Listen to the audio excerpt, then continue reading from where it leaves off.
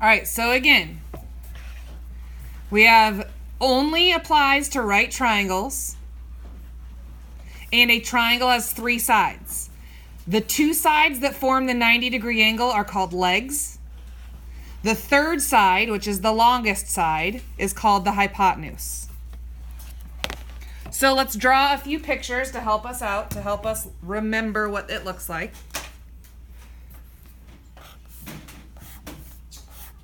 Is that a right triangle? What symbol shows me that it's a right triangle? It has that little square inside of it? This is the hypotenuse. Because it's the longest side. Do you agree? Because I know that these two are called legs. Because they make the 90-degree angle. The two sides that make the 90-degree angle are called legs. The longest side is the hypotenuse.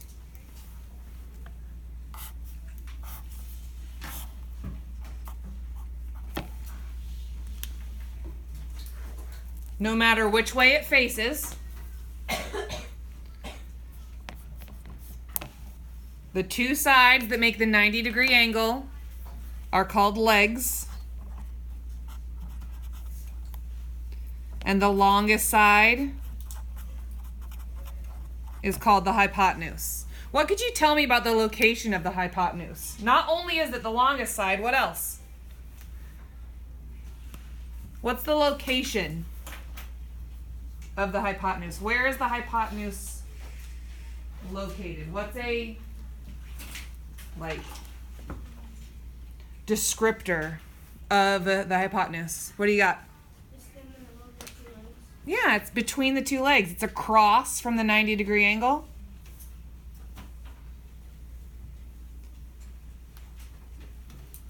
So, this is the background. Here's the real deal. Here it is. P-Y-T-H. P-Y-T-H. A-G-O-R-E-A-N. Pythagorean. P-Y-T-H-A-G-O-R-E-A-N. Pythagorean theorem. T-H-E-O-R-E-M.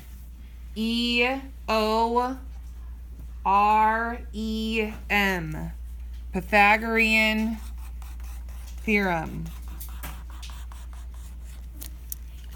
Pythagorean theorem. This is the Pythagorean theorem. Are you ready? A squared plus B squared equals C squared.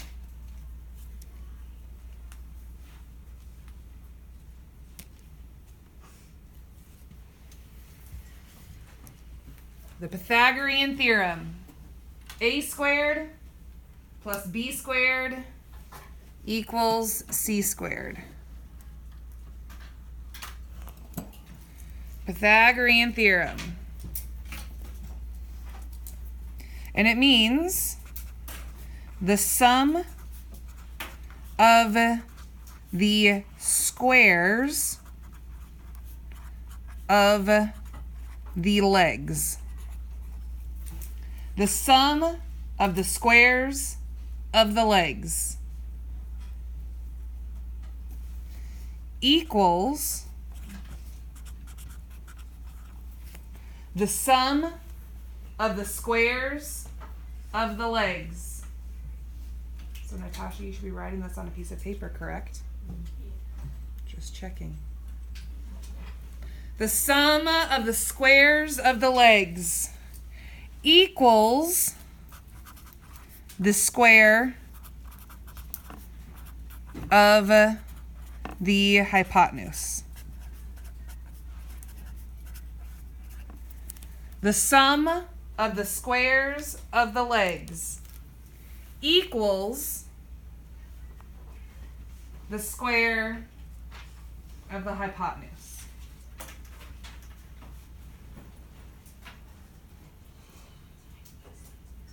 the sum of the squares of the legs equals the square of the hypotenuse. Now looking at this formula, a squared plus b squared equals c squared, and reading the words that we just wrote, the sum of the squares of the legs equals the square of the hypotenuse. Can you tell me what A, what B, and what C represent?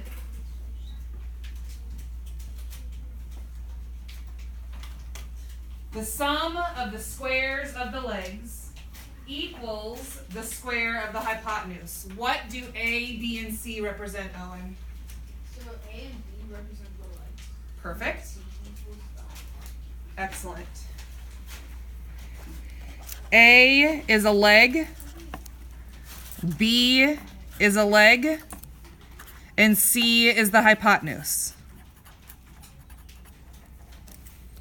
Now, the commutative property tells us that order of adding doesn't matter. A plus B is really the same thing as B plus A, correct?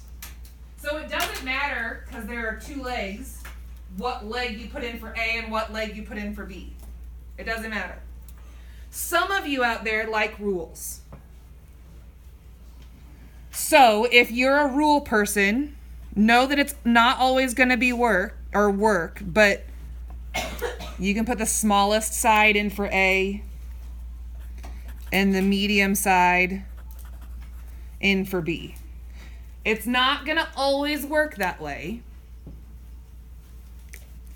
But some people like to, especially today, like to say, excuse me, hold on. I've got two legs. Which one goes in for which? Well, it doesn't really matter. Because A and B can be flip-flopped because of the commutative property. But if you are a rule follower, you have to have a rule. You can always put the shortest leg in for A, the medium side for B, and the hypotenuse, which is by definition the longest side, goes in for C.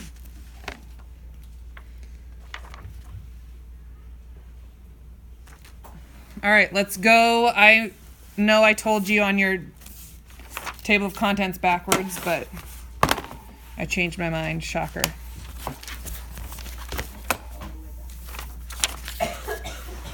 Let's do this practice first.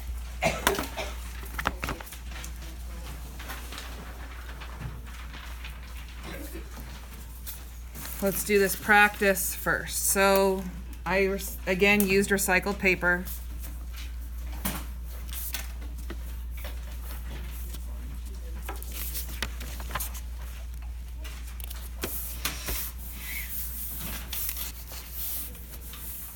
All right, remember, the Pythagorean theorem is a formula that we are going to use every single time.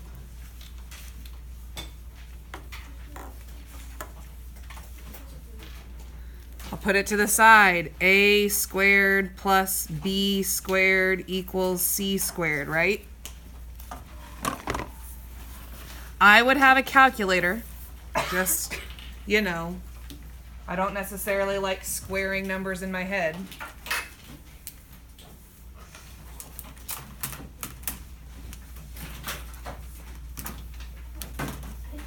A squared plus B squared equals C squared.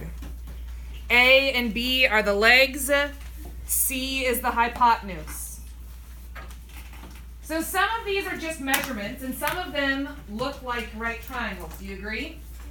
We're going to see, are they truly right triangles? Does it truly make a right triangle? So our answer is going to be yes or no. Do the following measurements create a right triangle? Well, if it's a right triangle, A squared plus B squared should equal C squared, correct? All right. We're lucky in the first one that it's written in order. 3.3, 5.6, 6.5. They're in order, small, medium, large, correct? So A, B, and C. Do you agree? So I'm going to do 3.3 squared plus 5.6 squared.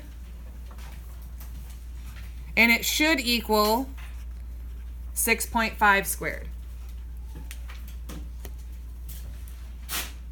A squared, shortest side, or leg, plus B squared, other leg, medium side, equals the hypotenuse, the longest side, 6.5 squared. Let's test it. 3.3, here's my squared button, remember, next to the number 7, plus 5.6 squared, get an answer, and then 6.5 squared. Are they the same? Is this a right triangle? Yes. Yep.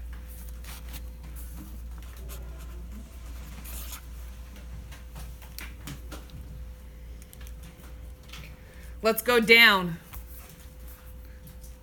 Are they in order? Small, medium, large? 6.5, 7.2, 8.1, are they in order? Yes. Perfect. A, B, and C. So 6.5 squared plus 7.2 squared equals 8.1 squared. Then let's test it. 6.5 squared plus 7.2 squared, 8.1 squared. Are they equal? Is this a right triangle? Nope.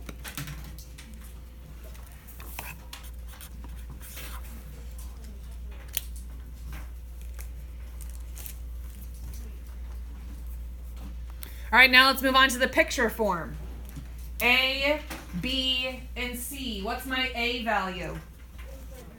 3.9. What's my B? 8. And my C? 8.2. Could you flip-flop 3.9 and 8 for A and B? Yes. But what has to always be C? The longest side, the hypotenuse. 3.9 squared plus 8 squared equals 8.2 squared.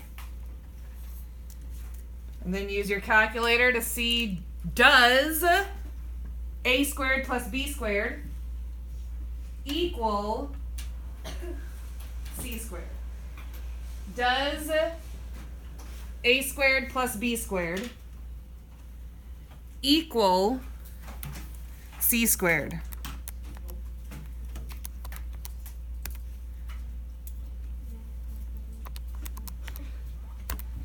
Are they the same? So is it a right triangle?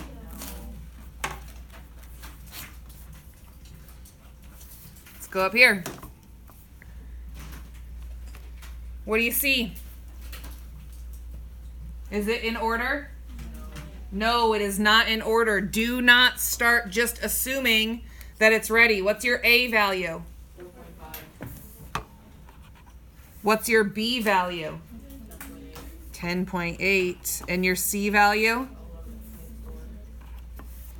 Now again, you could flip-flop your A and B. Commutative property tells us the order of adding does not matter.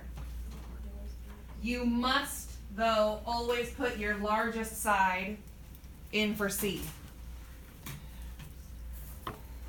4.5 squared plus 10.8 squared equals 11.4 squared.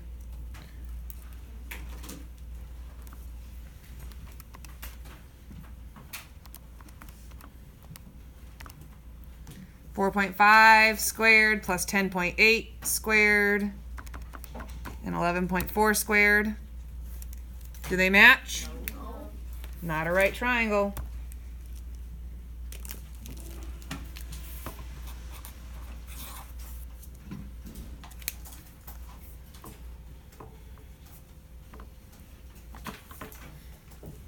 You try the others. I'm going to put them in.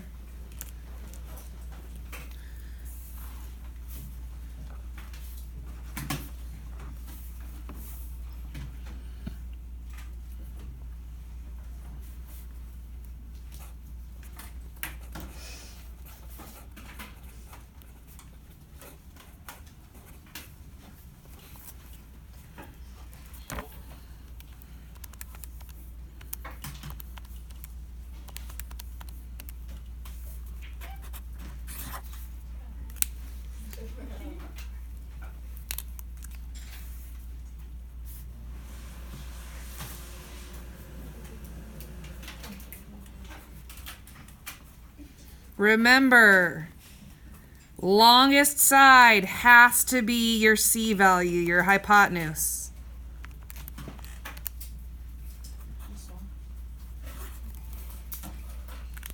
What?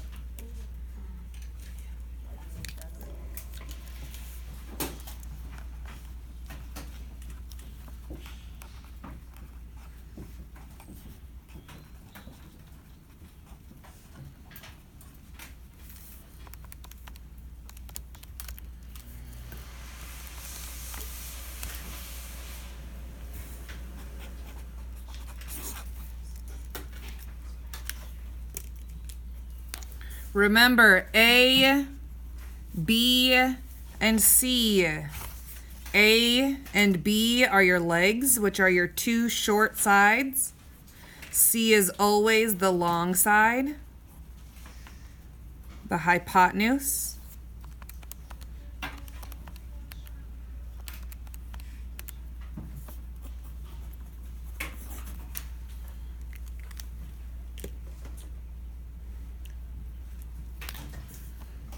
A and B are interchangeable because of the commutative property.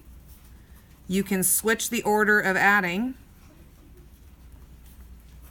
However, C must always be the largest side.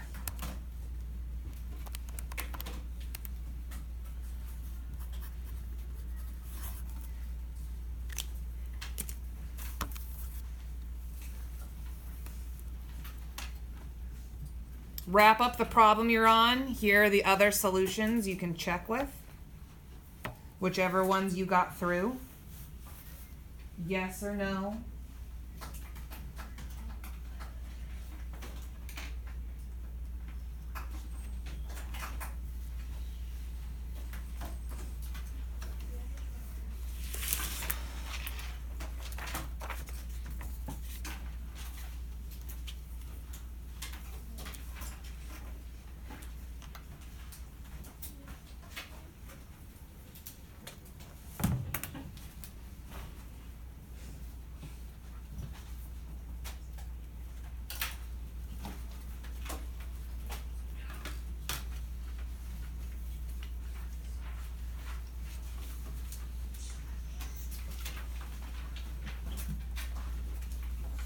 All right, so let's talk Pythagorean triples. Pythagorean triples are sets of three, A, B, and C, that work. And if you memorize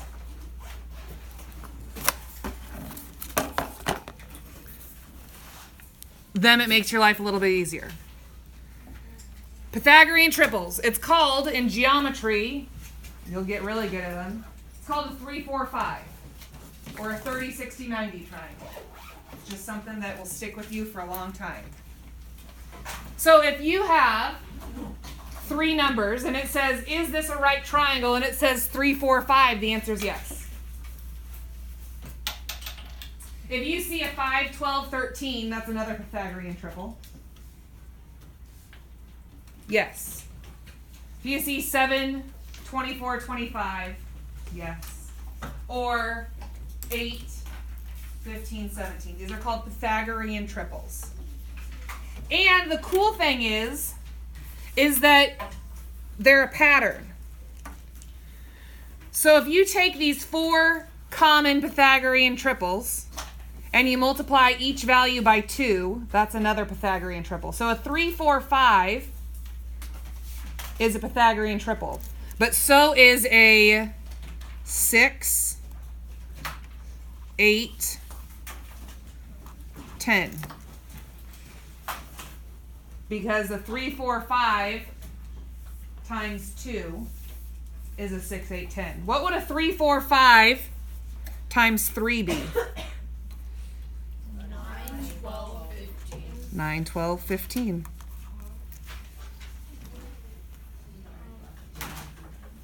What would a 3, 4, 5 times 4 be? 12, 16, and 20. You can stop there. You don't have to do 5 and 6 yet. You can fill them in tomorrow.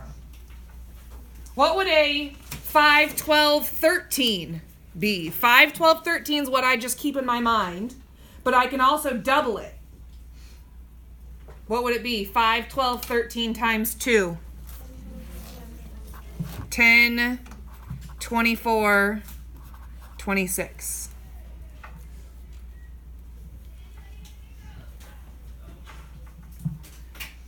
Do you see what we're doing? Yes. Perfect. Fill it in.